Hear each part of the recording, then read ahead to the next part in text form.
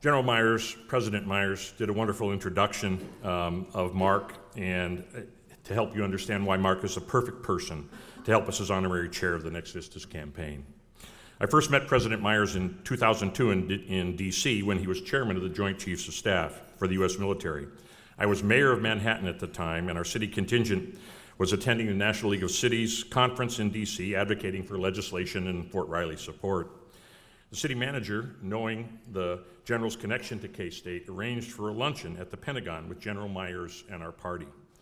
I remember sitting across from the general and thinking about what I was responsible for as mayor of Manhattan, and then how that paled in comparison to the immense implications of his decisions and responsibilities in stakes that were overwhelming. It was a wonderful lunch I'll never forget. And when I learned that he was becoming president of Kansas State University, I thought, well, we're pretty fortunate to have somebody with that experience in weighing those kinds of decisions and serving K-State. Knowing that he had dealt with huge political challenges in his service to our country and was now moving into the realms of academia, I couldn't help but also remember the Henry Kissinger quote regarding academic politics. Academic politics are so vicious precisely because the stakes are so small.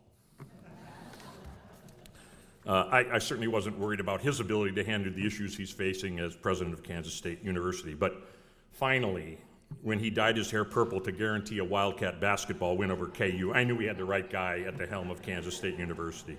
It's my great pleasure to introduce KSU President Richard Myers.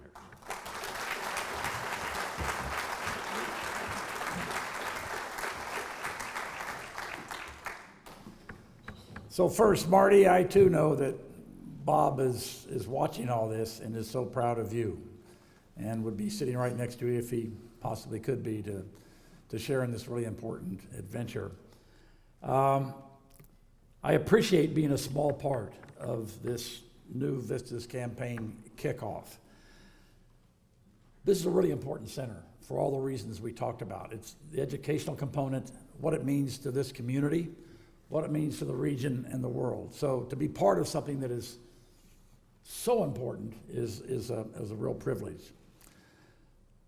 When I was appointed the interim president of Kansas State in April of 2016, I was here for a couple of months before Mary Jo joined me from Virginia. And one of the things I wanted to do early on in what turned out to be Kirk Schultz's leased machine that I got to inherit for several months, I said, I want to go down 177.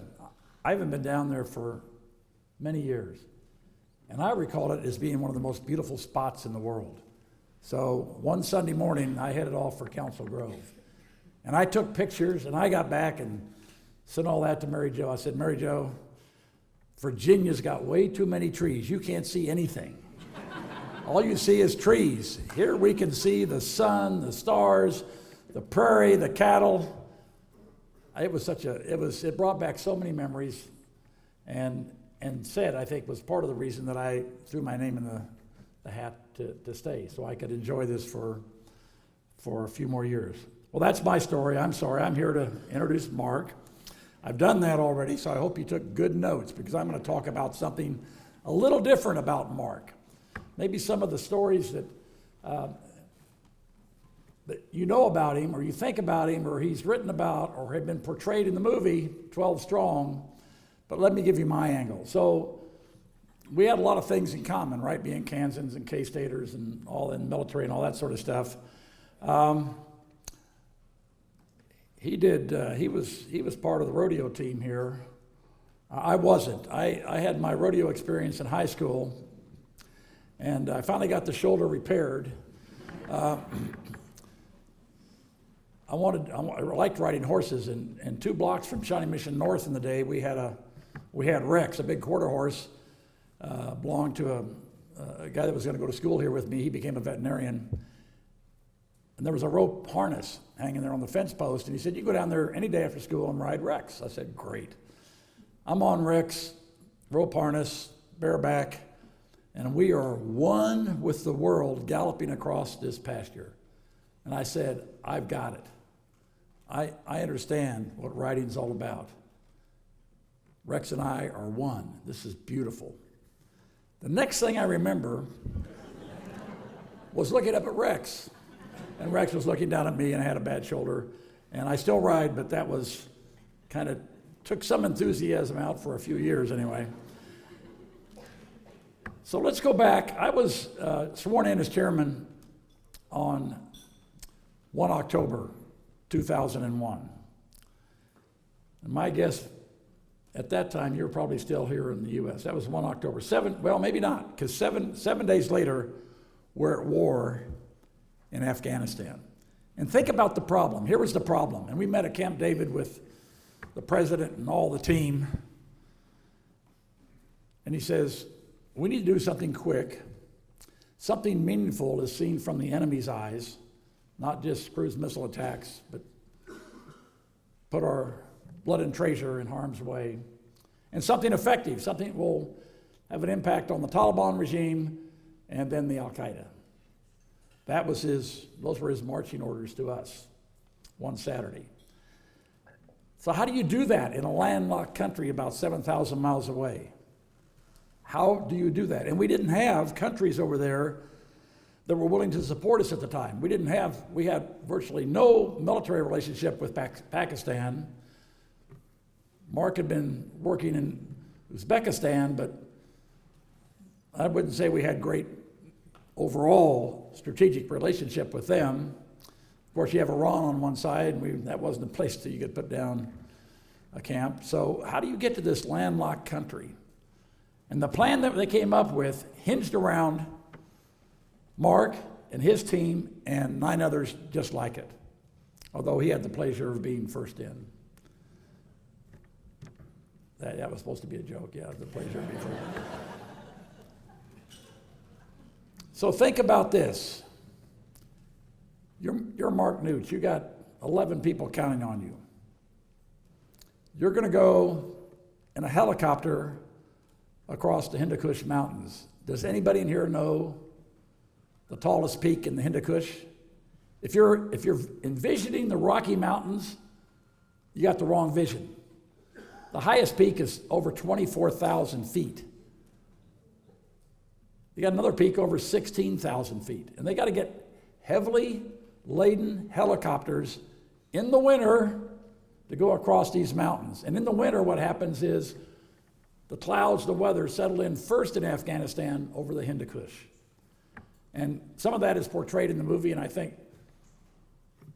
reasonably accurately. If you get scared looking at that helicopter, try to make it through that weather and get on the other side, then you get the point. It was really scary. He's sitting in the back, he can't do anything about it. He's got to have faith in those guys up front, and ladies up front that are piloting this thing. And then he's going to get put in a land where there's no backup. He's it. He's home. And he's got to make friends with some pretty tough characters. Really tough characters. Some, I might say, of even dubious quality.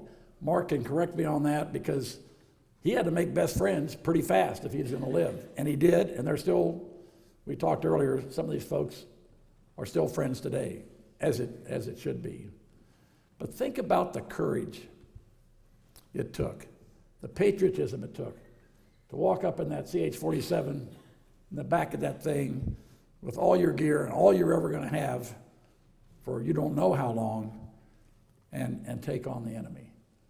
That's the kind of character the fellow we have right here that's going to lead this campaign as the honorary chairman, the honorary national chairman. I will say one other thing. We were connected at this time. He doesn't know it, but we were connected because I can remember the morning when we got a message from Central Command, which was the command that was over the whole area, but particularly our operations then in Afghanistan. And somebody ran in and said, "Have you seen this message?" And it was from General Franks, the 4-star commander of Central Command at the time. And one of the paragraphs says, "We need airdropped immediately Western saddles, hay, and horse blankets." Wait a minute, this is the 21st century. What are we talking about, hay and horse blankets? And as I understand it, I said, "What's that about?" He said, "Well, General Dahlstrom and all his folks, they're using horses to get around. So they're going to give us some horses, but they're wooden saddles. That's pretty tough, I would think. Were they pretty tough, Mark? And hay to feed the horses. And the horse blankets were being used on the horses. They needed something on the ground to stave off the cold, as I understood it. That's how it was explained to me. And we did airdrop that stuff in, which in the 21st century is kind of amazing when you think about it. But I think it goes to explain the kind of situation that this country asked Mark and his team to go into. So that's the backstory. The rest was on the video. But we're so lucky to have Mark Nooch and Amy, their family, to be Kansans, K-Staters, and dedicated to the same thing everybody in this room is dedicated to, and that's the Discovery Center and this New Vistas campaign.